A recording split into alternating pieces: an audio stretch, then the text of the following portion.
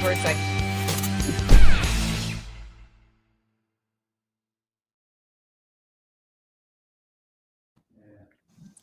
Happy Saturday, everyone. Welcome to Coffee and Conversation. We are the Over It crew. I'm Tara Setmayer. We've got Julie Roginski, JoJo from Jurors, my girl, Michelle Kinney. And it is a lovely, no humidity Saturday here in the DMV, as people affectionately call the DC area. So I said, what? No humidity in August? I'm going to come outside, and we might even have a hummingbird sighting. Our hummers are around. Hannah, Haley, and Harper are our 3 hummingbirds, and I think there's a 4th. I think I might have seen a 4th yesterday buzzing around, so we might get a sighting. Guys, it has been a week. It's been a week for all of us in different ways, and so much so that last night I did Don Lemon at 5:30. He's like, hey, can you come on and just like kind of talk about this batshit crazy day and week? I was like, sure. I was drinking bourbon at 5:30 yesterday. Okay. That kind of week. That's the beauty of the internet. They don't have the same rules about drinking as cable news does. So it's correct. And I am not going to say what may or may not be in this coffee mug this morning. I don't know. Cable news might be improved if they allowed a little happy hour. Listen. Yeah. I mean, I'd be all down for Ali Velshi having a bloody right now. Let me tell you. Right. Oh my God. Listen, I know Michael Smirkanish. He's a friend of mine. I did a show last week. I've guest hosted his radio show.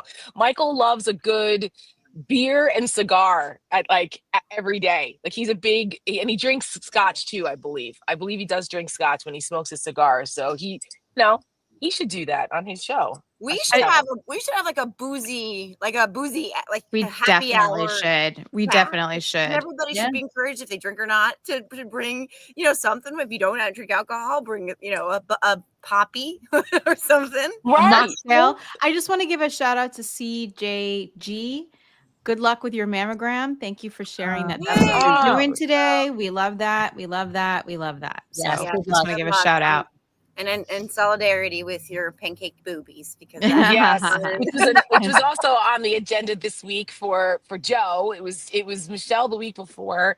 I turn 50 next month, so I'll be due I'll be up in the pancakes boobs. Whoa, you haven't had that? It's supposed to be 40 and over to get that done. Oh no, I've had them done. I mean, but it's been about 5 years since I had the last one. Oh, so, Tara. I'm not concerned. I will go. I have no history of breast cancer in my family. There's no history of cancer in my family at all.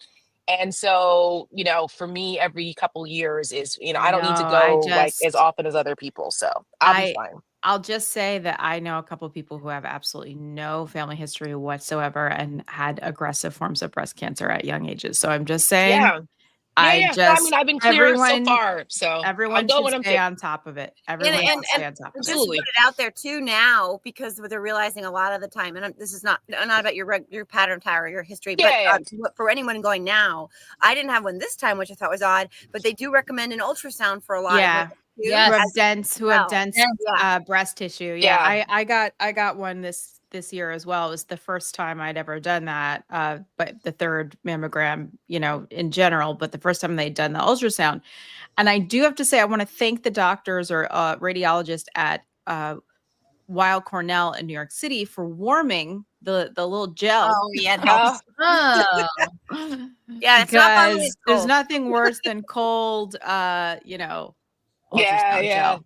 So I did an ultrasound, not this past year, but the year before, and they actually found something, nothing bad, but they put a little marker in there so that they can report next time, which I did not know they did. So I'm actually overdue. So thank you for reminding me. I have to schedule it. It was supposed to be done in August, and it takes forever in New York to schedule them because it does. I usually, if I ever have to reschedule, luckily I do feel like because of that though, there's always cancellations, so you can get on a wait list or keep calling back, and you can usually get in that day or the next day because somebody's always canceling or something. So at least there's that. I was very encouraged, and it was funny because some lady, one of the trolls, was like, "You should have made an appointment." I'm like, "You have to make an appointment. I don't think they have walk-ins." Yeah, they don't have walk-in mammos. Like, what are you talking about? No, it's not right. But it was absolutely packed. I waited for almost 2 hours. The ladies were like, "It's never this busy." I'm like, "Well, that's good." Right? Yeah, that's right. Actually, I stand corrected. It was 2022. I was just thinking about that. It was 2022. All right. That's not as bad. Actually, 5 years. I think over 50, it's every year, but I don't think it's every year before that. No, it's not. I thought it was. Well, yeah, it is. It definitely is. Oh. Yeah. Well, we're gonna stand top of you, Tara. Yeah. Yeah. I mean, I'll be. What's for me is more troubling is the fact that I have fibroids. So I had fibroid surgery. That is a whole thing. I'm so sorry, Tara. 2017 it was. So I have to have my fibroids checked all the time. So the more immediate thing is actually I have to have like a transvaginal ultrasound to go. Those are not fun either. Right. To see how big they've grown back, because they grow back. And so I've been fortunate enough that they weren't the type that pierce the uterus, but they're outside, but they're still annoying, and they were a problem, and they had to be removed. So I have a nice little bikini scar from that. But yeah, so now I have to go I have to go check every couple of years to see where they're at. And so now I'm due for that again. So once I turn 50, I get to do all of these things to get it all checked off. It's happening. Yeah. And Jessica, I just want to send you, I hope that you're doing okay now, and keep us updated, and sending you the best. Yes, absolutely. Yeah, 100%. So anyway, on to more upbeat things, because we're not going to do this. It's been a week for all of us, and I almost feel like this is like a no negativity show today, because we need seriously. I do not. We just can't. Yeah. We have enough of this to deal with in everyday life, with what's happening with with Trump, what's going on in the world. And I mean, of course, we'll talk about it, but I want to keep it as upbeat as possible. Yeah, I want to just say, by the way, I don't know, Tara or Julie, if growing up here, if you ever went to the Sussex County Farm and Horse Show, we call it. Yes.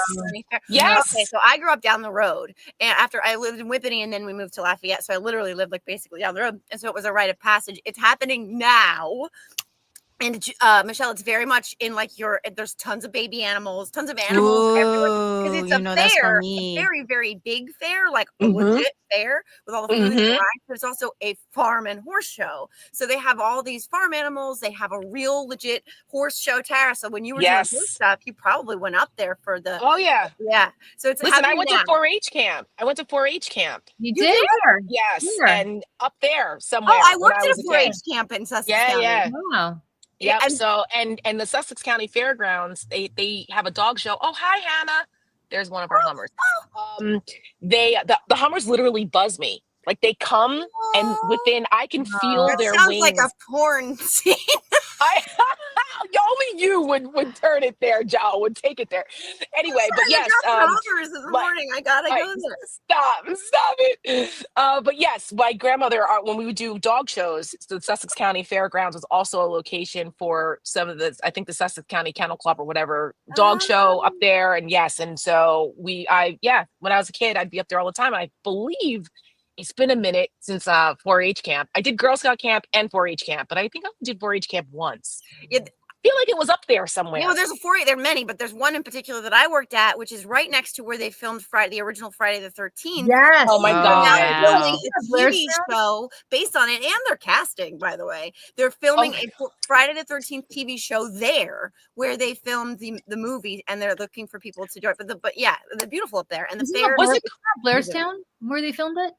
Maybe part of it, but the campground itself was right up in it's like Branchville, that area. Branchville, I'm trying to think of what other towns. Frankfurt was right there. If you're from Northern Jersey, you guys know what I'm talking about. Joe Simon knows. Joe's a Jersey guy. He was talking about going down the shore and everything else, and he just said, "Oh wait, Camp Sussex." Yeah, we used to have class trips that went to around there where the whole Friday the 13th thing was based, and I never went. because they were on weekends, and I was usually at dog shows with my grandmother. So I never went, and I never watched those horror movies and stuff like that because I don't like them. Right, me either. I've never seen a slasher movie and never will, because my mom told me when I was a little kid that once you see an image, you cannot get that out of your mind. So why would you want to fill your mind with those types of images? And I said that makes sense to me. I don't need it. So that was just me. So I wasn't into it. I'm with you, Tara. I don't like scary movies at all. Me either. One of my very good friends, gore and slash. I like thrillers, but I don't like gore. Yeah, one of my good friends was in the Friday the 13th remake, and she gets slashed pretty early on in that movie in a tent. But even more so, so one of this little girl that I used to babysit, I was her like nanny babysitter, and she's still like very much like family to me. And she was like 12, 13 when I babysat her. She's like 22 now. It's like, oh my gosh. Is that who yeah, okay. So she's like a little movie star now, and she was in this really very good grotesque horror film that came out like a couple months ago called Till Dawn. Oh, I heard of you. No. She's the lead. She is the lead. God. She is the lead in Till Dawn. Her name's Ella Rubin. I love her to pieces. She the trailer sickened me. Like I was like, and I knew it was fake. I know it's fake. And like, because Ella was posting all the photos on Instagram of like her makeup on her face or whatever. But I'm like, no, I can't watch that. Does she live? Was that? Did she survive? I don't know. I didn't watch it. I was like, Ella, I love you. No, I'm not doing it. I would imagine when you like see how the sausage is made, it probably takes so much of the power away. But I still can't. I just can't do it. When I was like 12 or 13, my friend Max Fisher locked me in his room and made me watch Nightmare on Elm Street. Oh God. Oh no. And I was like, I'm still traumatized. It was so bad. I mean, like even the Chucky movies, like I wanted no part of that. Me either. A kid. Get me out of here. Yeah. That the Gremlins scared me. I hated the Gremlins. Scared me. I hated the Gremlins. And they were so gross. I was like, what is happening? And I named my Papillon, right? I had a Papillon and I named him Gizmo because they look like gremlins. Yeah. Unbeknownst to me that they turn into these monster hellions after midnight, or if they drink water or some shit, right? I forgot. And I was my God. Mike says we're all in a horror movie right now. That is correct. Yeah, that's right. Jeez. You say that again. I was terrified. You know what movie never left me? Never. Still to this day. It sounds like you guys are gonna laugh at me. What? Signs. Signs. I love that movie. Like I lived right by cornfields then, and I was like, because I don't know, they I was like, wait, is that the one with Who Wants You To, Malachi? Is that the crazy one with that's Children of the Corn? Signs is the one with Joaquin Phoenix and Night Shyamalan. Yeah, and Rory Culkin is in it, and he is. He's like the other one. The other one. I'm sure he loves that. Right. You mean the shit left over? That one. Yeah. My complaint with that movie is I wish that they hadn't shown us the alien. Yeah. I wish that they'd like left it here. Spoiler, you know what I mean? The ending is the worst part of the whole movie because of that, I think, in a lot of ways. Yeah. But it's not that I'm in fear of aliens or UFOs or AFPs or whatever they call them now. I think that they're out there, but that's really what it is. Mel Gibson's in that too. Yeah, Mel Gibson. I always forget about him. Wait, I'm sorry, Joe. Can I interrupt? We have a new politically correct way to refer to UFOs now. Yeah. Stop. What? Well, it's UAP. I only say this because Dave Foley is a very good friend, and Dave Foley has a podcast about this stuff. He doesn't. There's no judgment. Like they get it. Like if you say UFO, that's fine. But it's the community. What is it? Unidentified aerial something? If anybody knows, I don't. I'm just curious. Yeah, you should ask Denver. Denver will know. I love how there's literally. Are we afraid of like offending people from other planets? Is that why we're? Well, I think with that ship has sailed. Frankly, they're like, we don't want any part of that world. It's called unidentified anomalous phenomena. Because they're not always objects. I guess. I'm not right. Sorry to insult the anomalous phenomenon. Which, by the way, JD Vance says he is going to start, like, actually, you know, the people in the community who know Joe Rogan, by the way, apparently saw one of these things with Dave Foley in a field. I don't know what they were doing or smoking at the time, but they encountered one. But I do think, I believe that something else can't just be us. So I think signs triggered me because I was like, oh yeah, no, they're here. But yeah, that's very funny, Mary. Well, I know. You can say the same thing about Men in Black. Yeah. Well, yeah. That would explain some of the people, right? They're a bunch of aliens. Yeah. But to a more serious point, though, like, clearly we can't be, like, self-centered enough to believe that we Listen, what a waste of space if there's nothing Right. else. I mean, honestly, if there is a God or some sort of higher being, you wasted all of your magic on us. Like, I'm so sorry. And like, also, but Rosie, you gotta tell us more. Why has nobody found, like, we haven't found anybody yet, but why has nobody found us? Well, like, maybe they did, and they were like, and we're out of here. Like, that's what I think. And this has been, like, I talked a lot to Dave about this because we have no idea some of the information that's been hidden from us. And the CIA, I know I sound like a conspiracy theorist, but like the CIA was actually honey, compared to what we deal with every day, this is way more interesting than Italian space lasers and whatever the hell else. Space lasers, please. Oh yeah, that's right. Don't take the space lasers away from us, Tara. Hurricane machines, but like that they part of the thing that, like, sociologists kind of analyze about this whole weirdness is that we've been, as a society, so indoctrinated to thinking that these stories are the things you'd see on the Inquirer, that they're like bullshit and just conspiracy theories. But that was by design, according to people in this community, a lot of people in this community, because they knew what they were hiding and they didn't want us to know what they were hiding. I mean, Marco Rubio, of all freaking people, and other people on a committee have talked about information that they have. Yes, Kirsten Gillibrand has. So there's interestingly. So that's I would say that if I were an alien and I showed up in the world today, I would take one look at this shit show and I would say, to Michelle's point, I think I'm gonna go explore other planets and other ones. I think we should see other planets. You know what I mean? Like, right. I don't want to be exclusive here. Right. Get out of here. Well, the funny thing about that is, two things. One is fictional and one isn't. Oh my gosh, I did not see the tip to save the tomatoes from the squirrels. That's more for Joe. Our tomatoes are thriving this year. The little bastards haven't gotten ours, but they've gotten Joe's. So if you haven't, post it.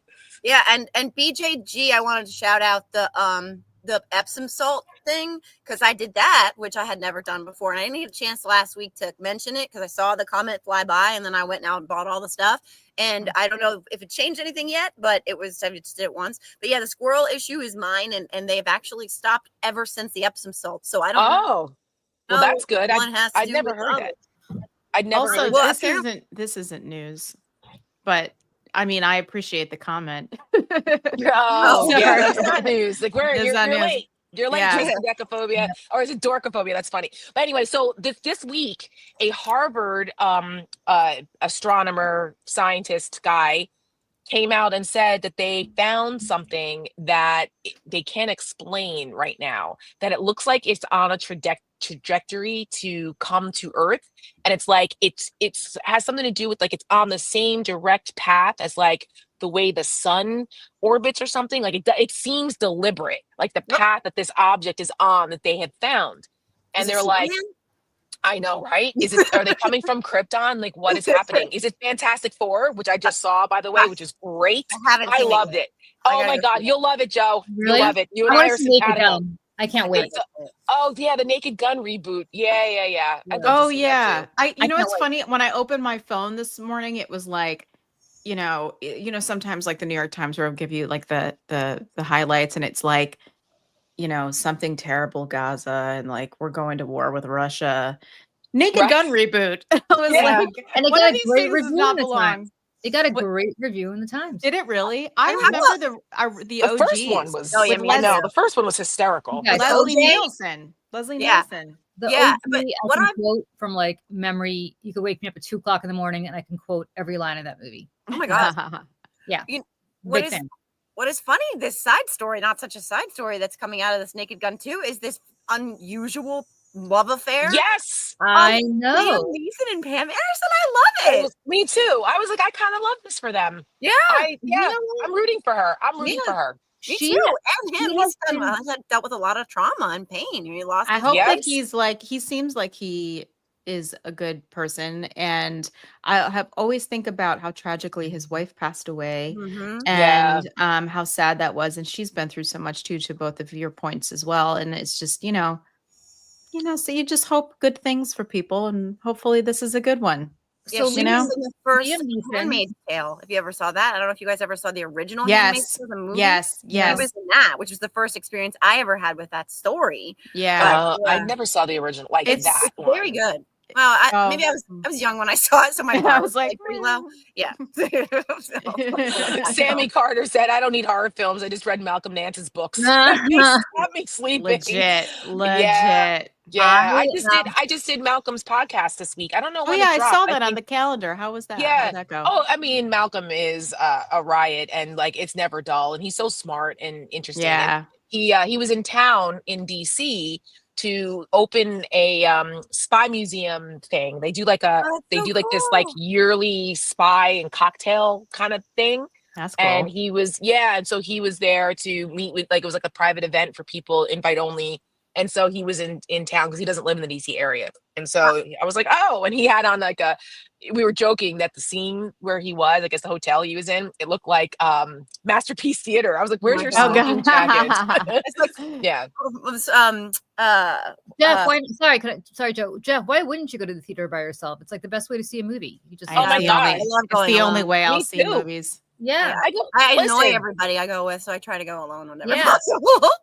Yeah, I prefer it. I mean, my husband and I are big movie people, but if he's traveling or whatever, and there's a movie I want to see, or if there's a movie I want to see that he doesn't, I'll go to the movies at 2:00 on a Tuesday. I don't give a damn. I can by myself. I don't care. I just want to real quick go back to the Malcolm Nance issue subject, because a little known story. I don't know if I've ever even told you guys this, but 2 years ago or about thereabouts, somebody called me and said they're going to kill me, and it wasn't the first time, but it was really bad. And they sent me pictures of my house, and they said they were coming and they're going to beat my head in, and I freaked out. And Malcolm Nance didn't know me very well, but he called me. He got my phone number from a friend, and he called me to go over security measures here at my house. He gave me all of this input, information, strategy, told me what to do, how to do it. He didn't know me really at all, and he took the time, and he took like an hour of his time to walk me through, and he was so funny. He's like, don't do that. Why are you doing that?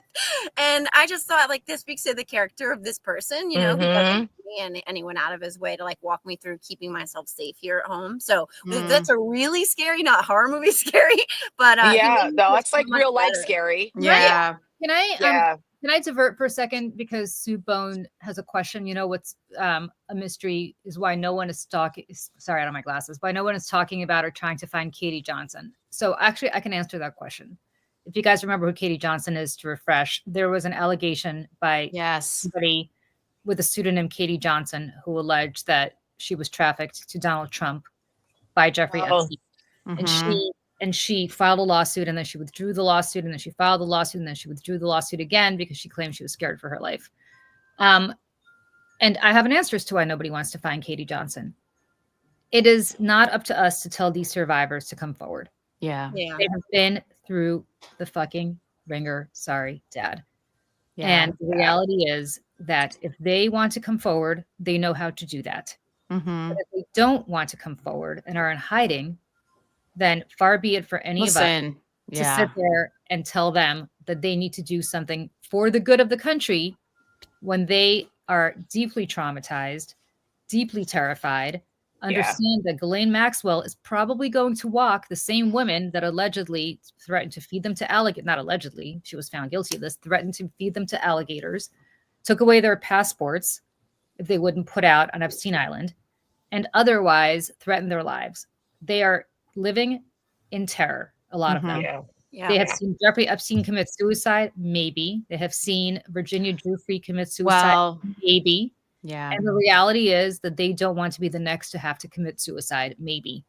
And so I don't think that any of us should be trying to find them or trying to get them to talk. they know how to find us if they want to come forward. So I just want to say that, because I think a lot of people and I've been doing a lot of TV on this week, but a lot of people are saying, why don't they just come forward? Why don't they just speak? And I'm telling you right now, well, I think it's easy for us to say. I think, you know, and there's several survivors who have said that Jeffrey Epstein and Ghislaine Maxwell threatened their lives. Like, basically, I mean, it was Maria Farmer, who was the older of the two sisters, who said that Ghislaine was like, you know, bless you, you go jogging down the West Side Highway. You better look over your shoulder. Accidents happen all the time. So, I mean, I really have to wonder how many of them have been killed. Yeah, I mean, that made it look like an accident or something. And I just want to play this, if you guys are cool with this, because you know how I love Michael Wolff. I love his little videos. I love when he walks around his Hamptons estate. And speaking he's like of smoking jackets and pretentiousness, his house, though, man, I want to live there. It is right, and he shows us the whole property. We see the corners of his house and all his furniture and his flower gardens and everything. So this one, he is sitting in a chair, and he talks about this a little bit, and I thought it was interesting. Hold on. I had a conversation yesterday with someone who speaks to Trump often, and in the last 48 hours or so, they had a conversation in which Trump said, "People say I killed Epstein. I didn't have Epstein killed," said Trump. And then this person said, "Well, do you think that he was killed?" And Trump said, "Many people wanted him dead." I've spent a lot of time thinking about how much of a threat Epstein might have been to Trump. But also, I wonder what kind of threat Trump was to Epstein.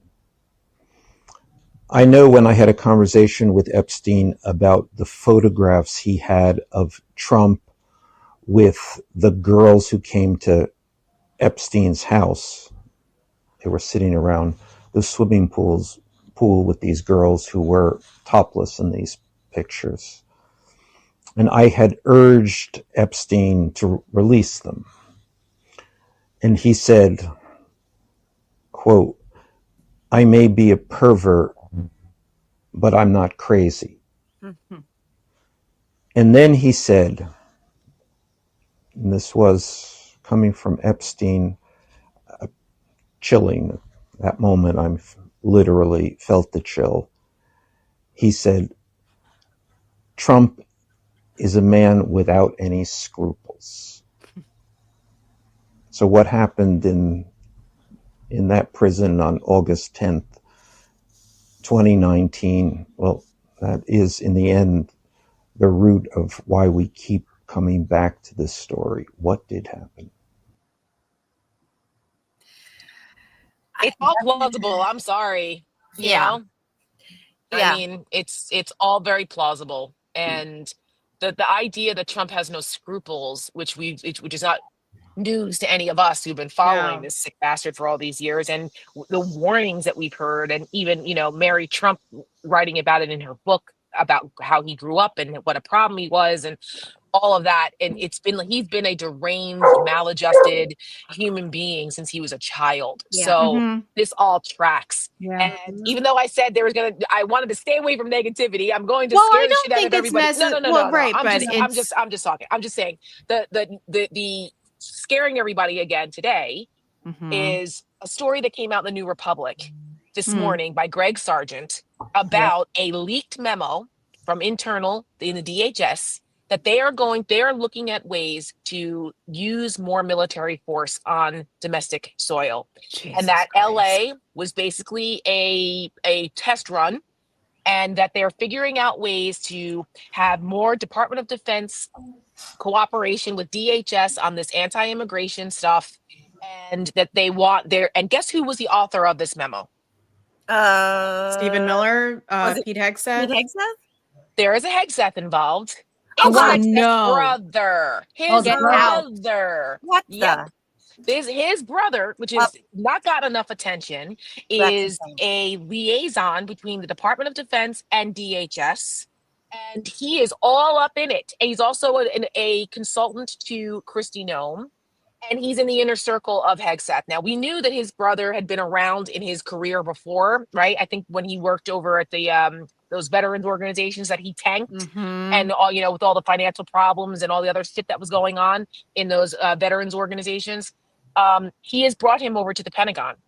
So I encourage everyone to, if you want to scare yourselves in real life, go check out the story by Greg Sargent, New Republic. They have they got a copy of this memo, and it outlines what they're trying to do with more greater Pentagon DHS cooperation with more troops and more things. And it's alarmed a lot of people because this is exactly what Trump wanted to do the first time. And the generals warned us the first time, right? They warned us. They said, this is a guy that who admired Hitler's generals, right? Minus the part about them trying to kill him, the other parts. Okay. So and this is the same guy that wanted to have the moats and alligators along the border. Well, and he's got it now. That's right. And to shoot him in the leg to cross. Right. And he had people like Esper and Millie in there, and Kelly for a little while, and Mattis for a little while, who would check him on, and McMaster, etc., who would check him on his worst impulses. And now they're all gone. But this thing, Hegseth, this thing with his brother, these are the people who talk about merit-based hires, and yet they're hiring people from Fox News. That is their qualification. Hegseth is, without question, the worst Secretary of Defense we have ever had. There's lots of rumors of him leaving, bye-bye, but there's going to be 25 taint-sucking Tobies waiting in his spot. Whatever Donald Trump wants. Right. Why not his wife? I'm shocked that she's not the author of this shit. Like, it's so ridiculous. I thought that's what you were going to say, was the wife. And I was like, oh, God. No, well, the wife, I know the wife. I know the wife. Do? I will tell. Oh yeah, I worked with him. I know Pete really well. She was. Doesn't he have like 4 of them? No, this most recent one. The third.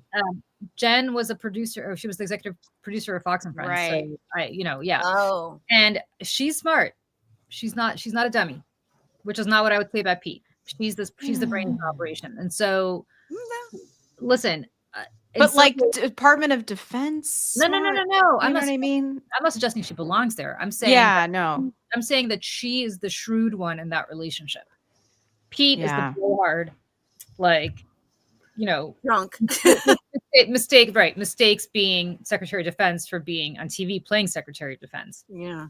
That's not uncommon. She's the smarter one. Right. She's the smart. Well, look at Kristi Noem. The woman being the brains. Yeah. Right. Imagine a thing like that. In some way, even with Ted Cruz, his wife was the more successful one. She was a big shot at Goldman Sachs, and had to give up all of her stuff. Listen.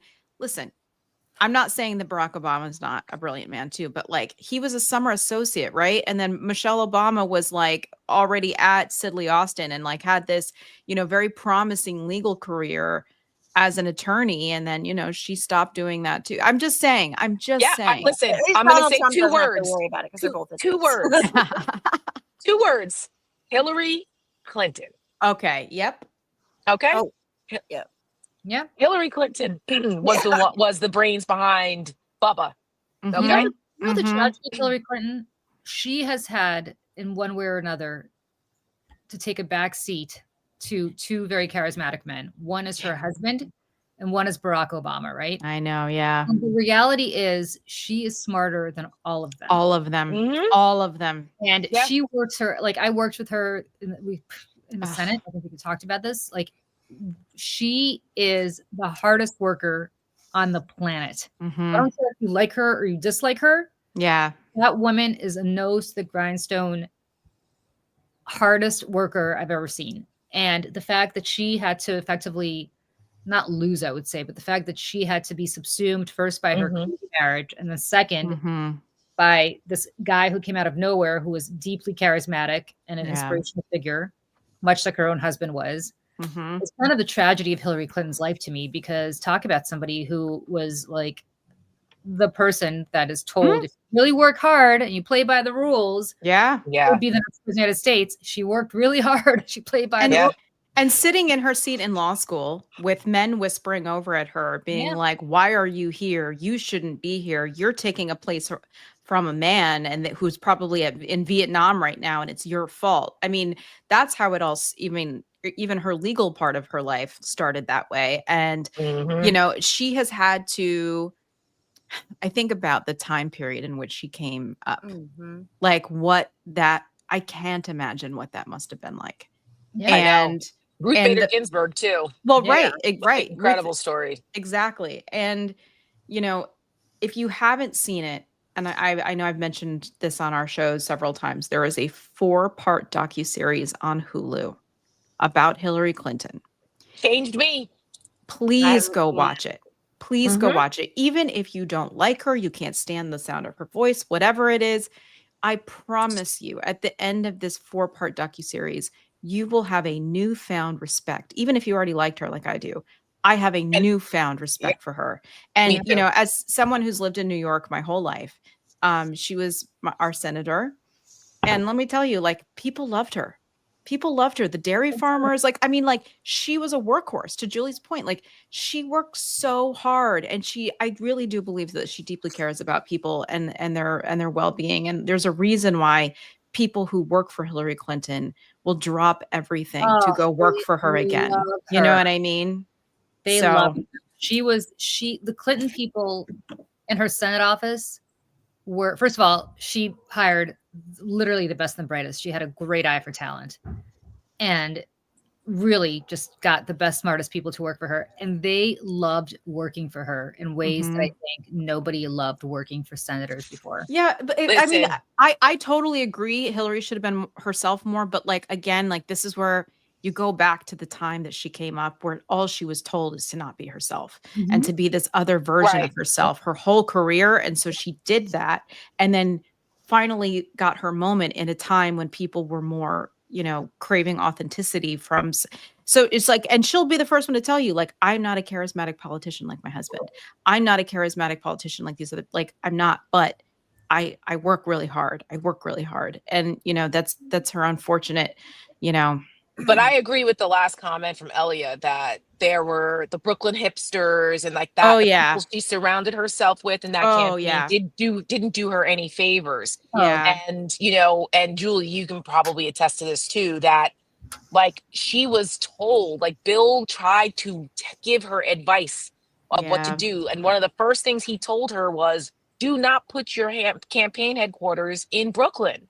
Like he was like that. Don't do that. I thought that was strange. Yeah. And also the idea of her campaign slogan being "I'm with her" was the wrong thing to do because it's so bad. I'm with her. Bad. No, she's with us. She's with us. That's right. Like, you know, I'm with you or whatever, but not she's about for you. About her. Right. Like he was trying to, and she, because she had had the back seat to him for so long, that she was very reluctant to listen to his advice.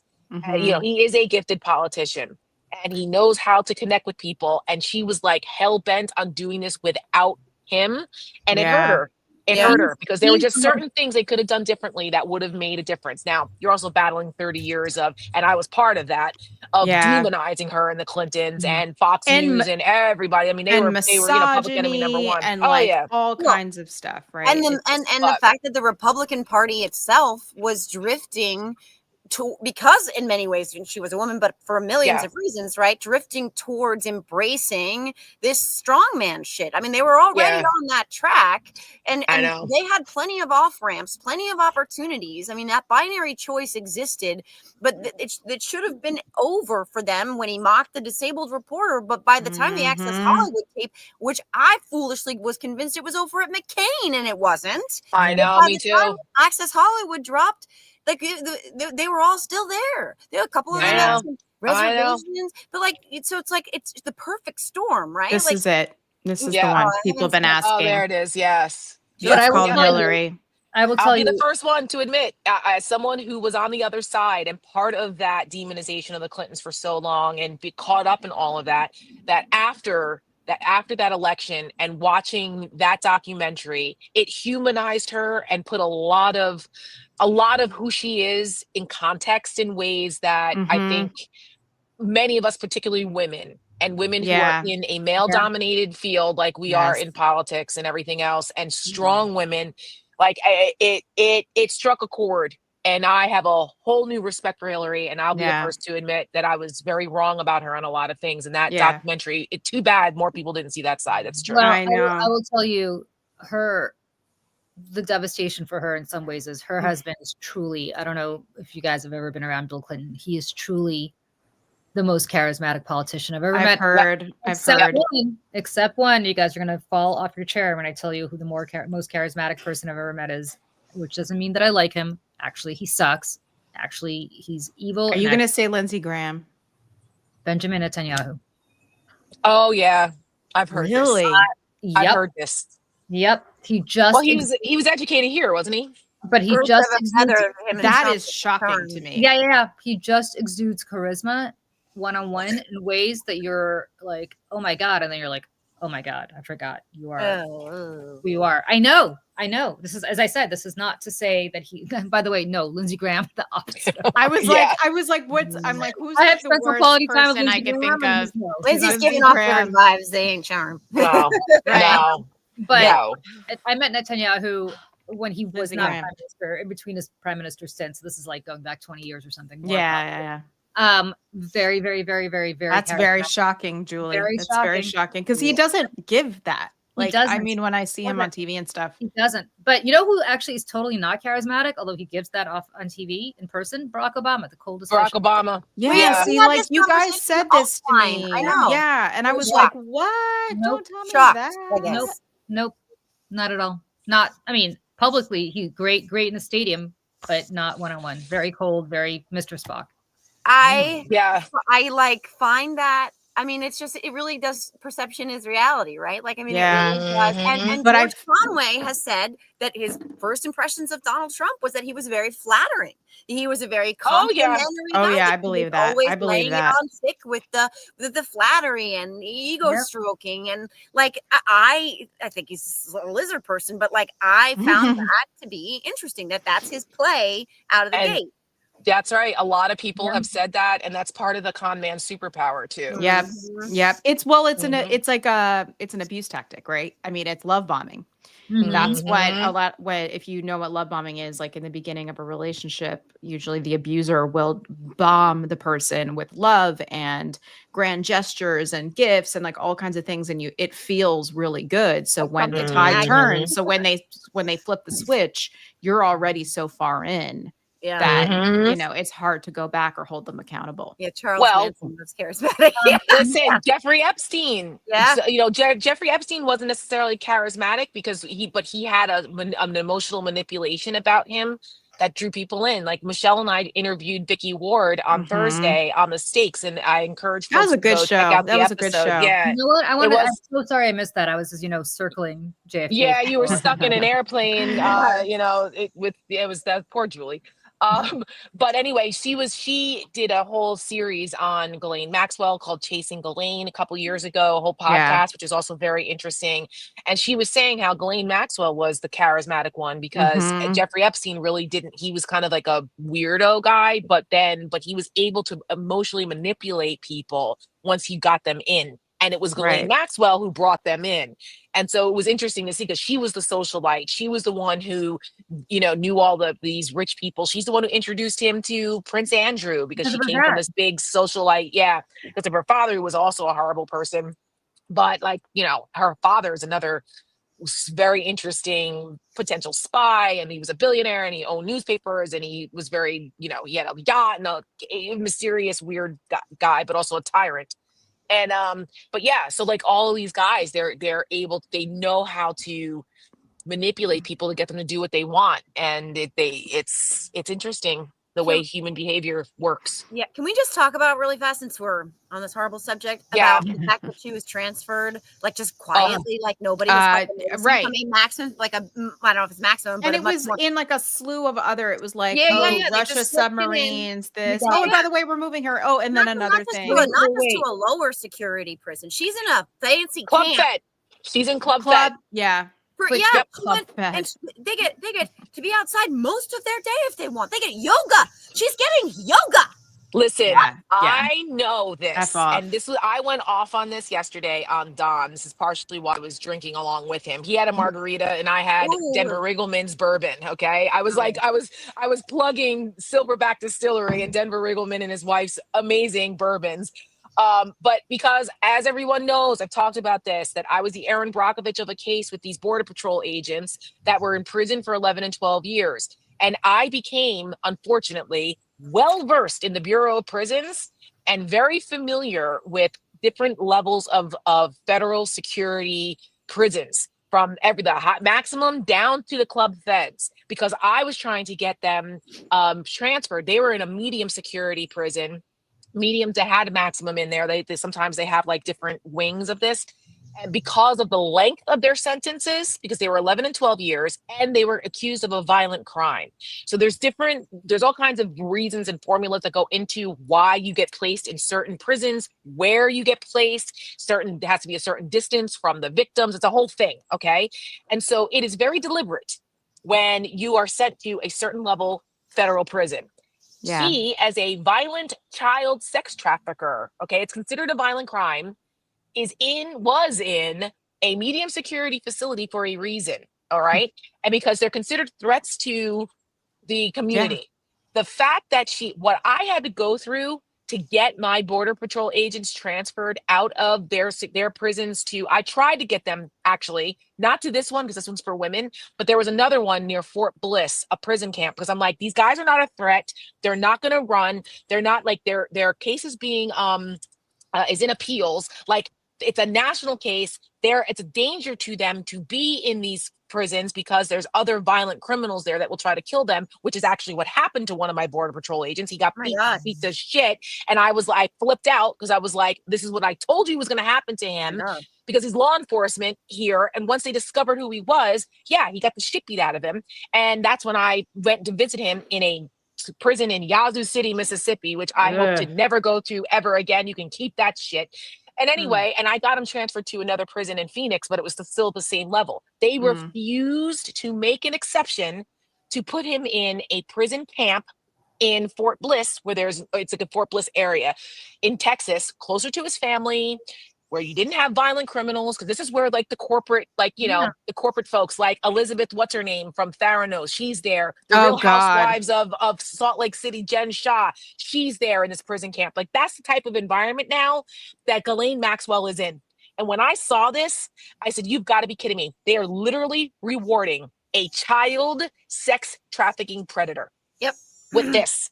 The party that protects children. The party the party of family values. This is not only have they redacted Trump's name out of the files, now we know that. Yes. But now that they're the only freaking witness we know of is in a camp with getting yoga. That's correct. And back to the thing about the redacted FBI files, which is crazy. Do you guys know Andrewski, the creator on TikTok? He's like one of my favorite people. No, I don't know. What's that? Is he the lawyer, the cute lawyer who always gets I love him. So there's some salty language here, so I'll just warn you there. Put the kids out of the room, but this is what he had to say about it. And I think that if he were sitting here with the four of us, we would all be in agreement. We got to get him on. He doesn't do podcasts, but we got to get him on. Oh. Well. One thing I can't stop thinking about was last year during the election, when all of you dull-eyed, sibling-fucking, bovine, gutter-trash, shit-breathed, vacuous, Trump-supporting fuck-chops told us we needed to vote for this orange asshole to protect the children. To protect them in sports and in public bathrooms from drag queens and immigrants and the deep state. Well, it turns out the real threat all along was the man you voted for. The one you called daddy. The man you've made your entire personality for goddamn 10 years now. You are the dumbest, most cowardly people to have ever lived. A skid mark on the granny panties of human history. And as our country burns all around us, the only thing I want to know, Sugar Bear, is how does it feel? How does it feel knowing that liberals have sneered at you your entire life, and they were He fuck chumps. No notes. No notes. Fuck chumps or fuck chumps. He's my favorite. Oh my God. love him. Yeah, we follow each other, and I once was like, "Could you come on my podcast?" He's like, "Sounds awful. No, I don't do podcasts." But I think great. I was like, "Damn it, he's so fuck chumps." So is he Oh single? my God. So A Power, just so you know, women leave the filthiest I comments bet. in his comment section, and he does videos of himself just staring at the camera, and there's like music playing, and like he puts the comments on the screen, and they are filthy, but like a lot of them are very close. Unfortunately, Is he only on TikTok? Is he exclusively on TikTok? No, he's on Instagram. He's on Instagram. That's where I follow I him. gotta follow him. Oh, Oh, yeah. he's so funny. That's So hysterical. funny. Nobody makes fun of them more creatively. But they're really, really clever, filthy comments. But yeah. He's a lawyer. He's an attorney. Yeah. Very smart guy. Do we know where he's from? I think He's a big Someone said he Kansas. sounds like Ryan Reynolds. He and Ryan does. Reynolds is He Canadian. does. Like he loves. Yeah, I was going to say he's a Kansas City fan, so I would always just assumed it was from Me around too. there. Oh, Yeah. Okay. But yeah, But please, definitely. There is something to be said for the fact that these people he makes a great point, did run Yeah. out so they're protecting kids all the time, and that's why we need to, like, no trans kids in sports. Won't anybody think of the children? I'm gonna tweet about Pizzagate. it. You know, sometimes the most obvious answer is the answer. Yeah. Donald Mhm. Trump weren't all over these files.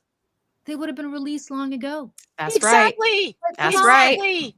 That's why Now Doc protests too much. And what I'm It's so saying here- obvious. He's not even protesting. That's the part that kills me. Why are you transferring Ghislaine Maxwell? So I have a very good friend. Speaking of having somebody on a podcast, we should bring him on. My friend Bill is a prison consultant.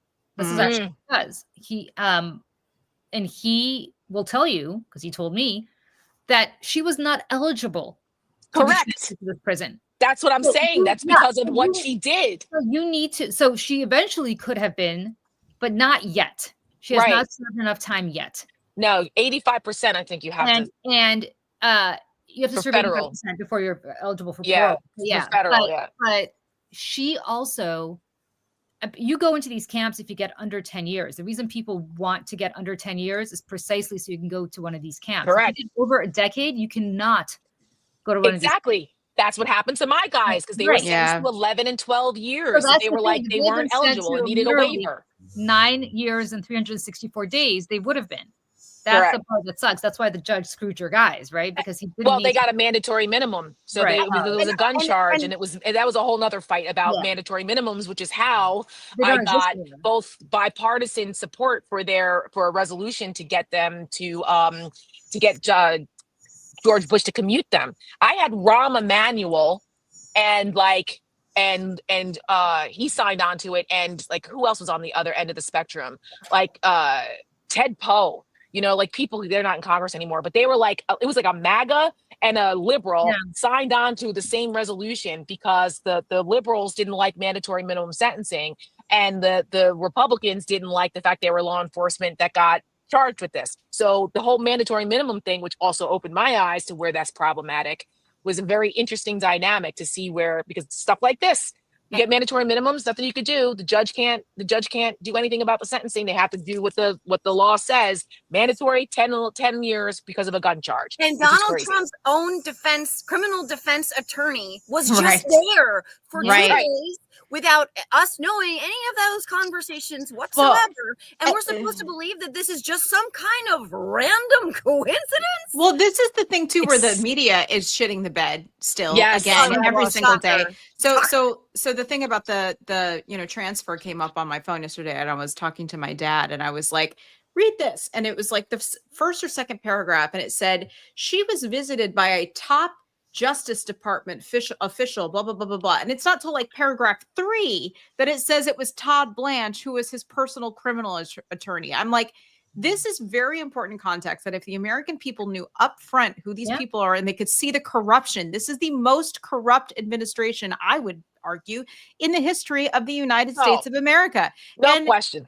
And Yeah, again, like he's purchasing always her telling silence. on him. Yeah, he's always telling on himself. And that's why, and even just to bring it back to the Michael Wolff thing, he's like, people say I killed Epstein. I didn't. And I'm like, I'm sorry. The fact that you're even saying it. Well, it's exactly like, I didn't say that I had a body buried in my backyard. Why would you ask? Right, Like, right. I didn't ask, but now that you mentioned that, but what's interesting about the whole thing, which just absolutely is inescapable about the media, is they're like entertaining and humoring all of this. Yes. As opposed to just saying it is insane that he is moving Ghislaine Maxwell to this prison, while at the same time yesterday he said he's not going to pardon Diddy because Diddy was not nice to him. He used to Sean Combs, but Sean Combs was really working very hard against him in the election, so therefore he's not going to probably pardon Sean Combs because he doesn't like. So that means if you do something for him, he's going to pardon you. Mm-hmm. But if you don't do something for him, he's not going to pardon you. And where's that connection between Diddy and between Sean Combs and between Ghislaine Maxwell? If he's not going to pardon or do anything to make Sean Combs' life easier. Same with George Santos. Right. Because Sean Combs did nothing for him. Right. Then what's the implication here about making Ghislaine Maxwell's life easier? Right. Yes. He just told you what the answer is. Right. I mean, I don't know why every Democrat from now until the end of time I don't care what the question is on the show. Yeah. It should be in an interview, should say Donald Trump is rewarding a child sex predator. Yes. Donald Trump is protecting and rewarding a child sex predator. Republicans are protecting pedophiles. And all of them are protecting pedophiles. And why hasn't any reporter asked Donald Trump? This is the other. Well, I mean, I'm going about this all day long, and I know we're coming up to time here. But why hasn't any reporter asked him every time he tells this lie about when he ended their relationship, with Epstein, which by the way is also disgusting when he talks about a human being, a teenage girl being stolen like she's fucking property. If that's not he lies to them every single time. He says, and that's when I ended our relationship and kicked him out of my club. But there's facts, friends. This up until 2007. We know that that's a lie. Why don't they say every time? Then why was he still going to your club up until 2007? Why did you say good things about him? What a great guy he is. Right.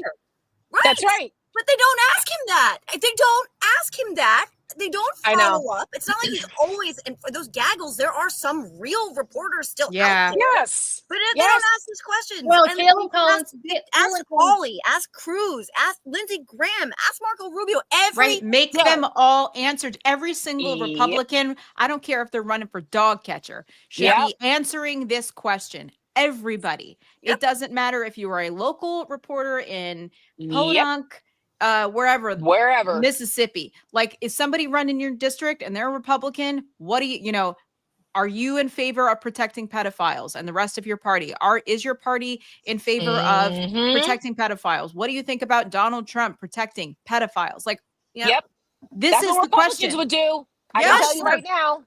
I mean, look at what they did it with fake issues. They manufactured this question with fake issues about trans kids in sports. Oh my and they God, did this with dogs and cats and immigrants. They they're eating the dogs, they're eating the cats. I mean, oh my God. Yes. How many times do I have to be asked, what is a woman? This is what they do, right? They take an issue that's not an issue and then they force you to contend with it. So now you're on your heels having to deal with their narrative. We have the ball, friends. We have an opportunity to go on offense all the time. Yeah.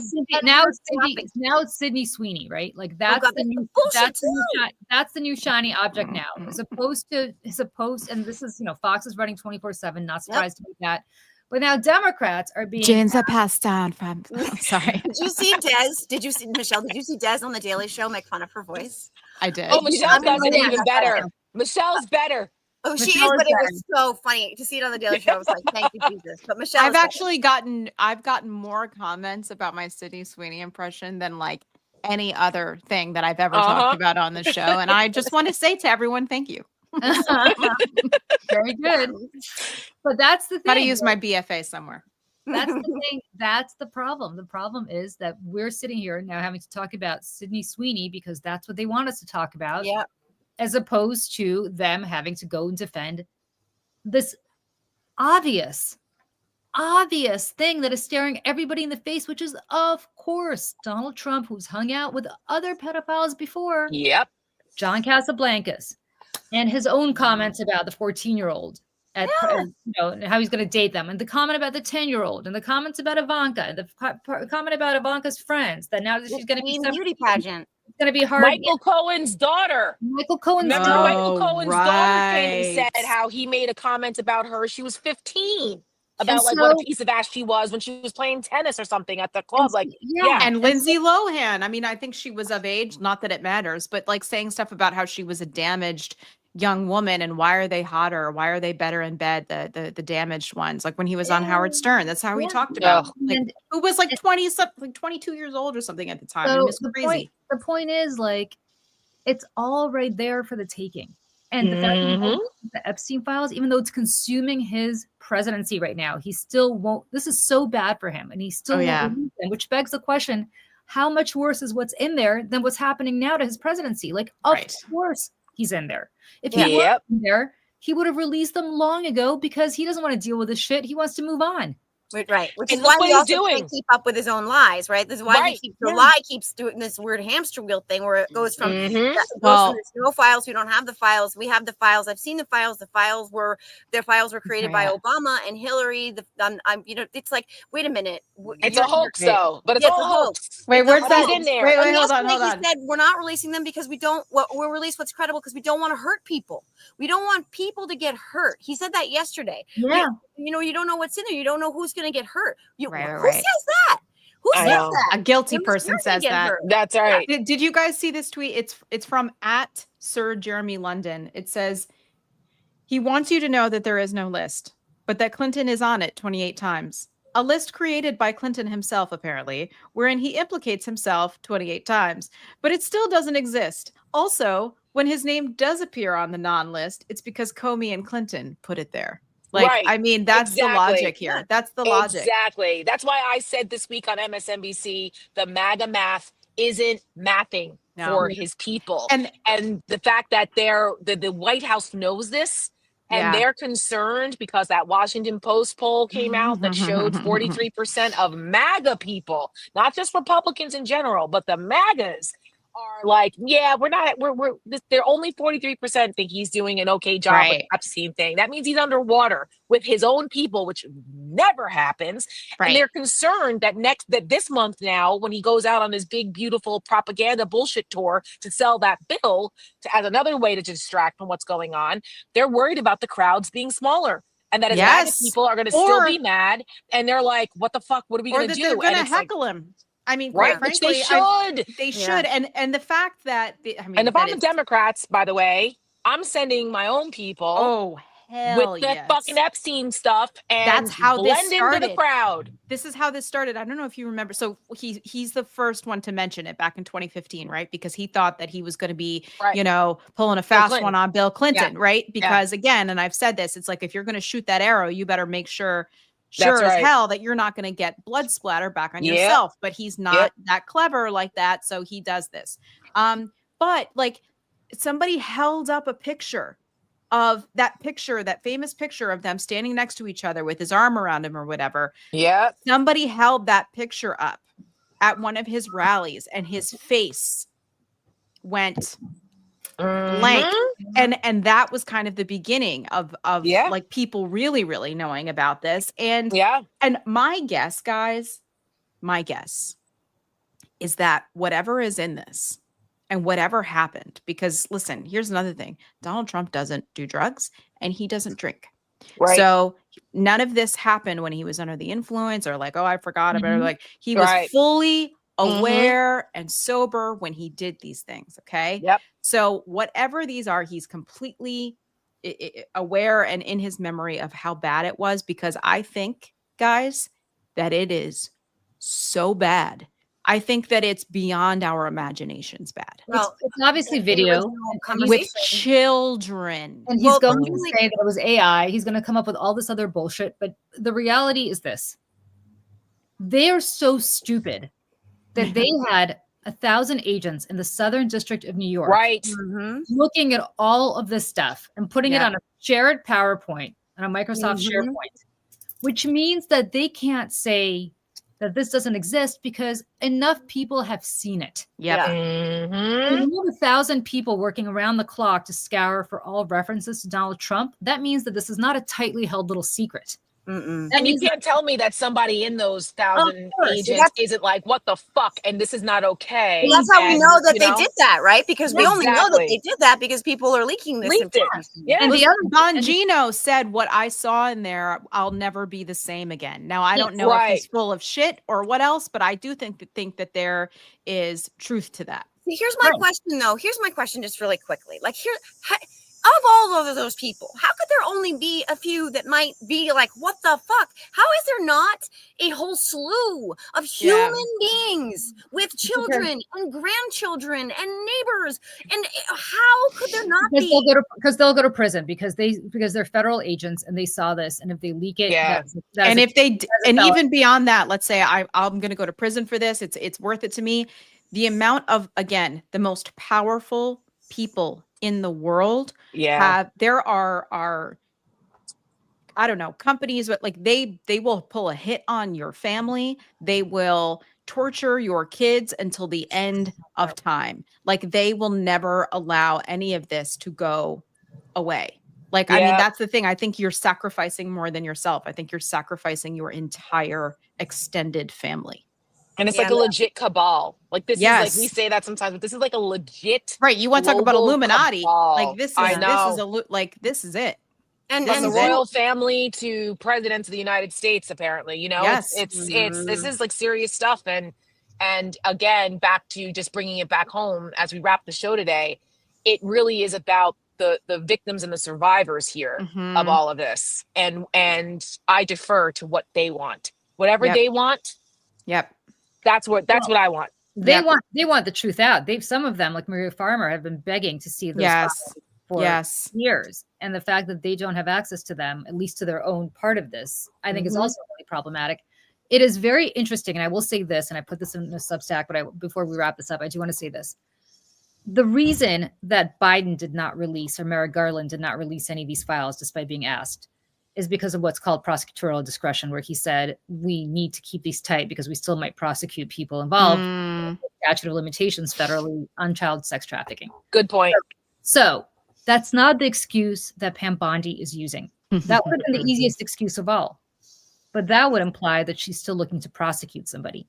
Right. That she's not using that as an excuse, which is the best excuse of all, because people would say, okay, I get it. You're still in the midst of investigating people. You still might prosecute them. You can't release this stuff until everything's wrapped up, or until Ghislaine Maxwell's appeal to the Supreme Court is up. Like there's legitimate excuses as to why she could have said, we can't release them at this time. But that's not what she's doing. No, she said there's no there. Yeah. Which is after she said they were on her desk. Right. It's very interesting to me. Why wouldn't she use that excuse, which is actually a very good, legitimate excuse? Yeah, right. Because they have made it very clear that they're not prosecuting anybody. So if you're some MAGA freak who's watching this today and you think Bill Clinton's going to get prosecuted, or Bill Gates is going to get prosecuted, or I don't know, Santa, whoever you pick your poison is going to get prosecuted, they're not. They are not. Because the minute that any of those people get indicted, they're going to demand to see all of the records as they are entitled to do. Yeah. And meanwhile, and Pam Bondi's passed on prosecuting this not once. Right. But twice. Right. That's right. She was the AG in Florida. She was the AG in Florida. That's right. Yeah. Exactly. And I know we're wrapping this up, but I just want and just as a heads up, in case, my computer is literally on 2%. So if I disappear suddenly, that's why, because I didn't bring my plug. I got you. You know how I feel about that. You know how I feel about that. That happens to me. That happened to me in the middle of our show on Thursday when we were talking to Vicky Ward. My computer just went. I'm like, no. Anyways, I just wanted to know, and this is just a couple seconds. Did you guys see he was on Newsmax and being asked about Caroline Levitt? Did you guys see this? Oh, I can't. It's so gross. It's so gross. Oh. She's become a star. It's that face, it's that brain, it's those lips, the way they move like she's a machine gun. Is she in the room? She's in the room. She's a star, and she's great. No, I can't. Those lips. I'm like, what lips? First of all, what lips?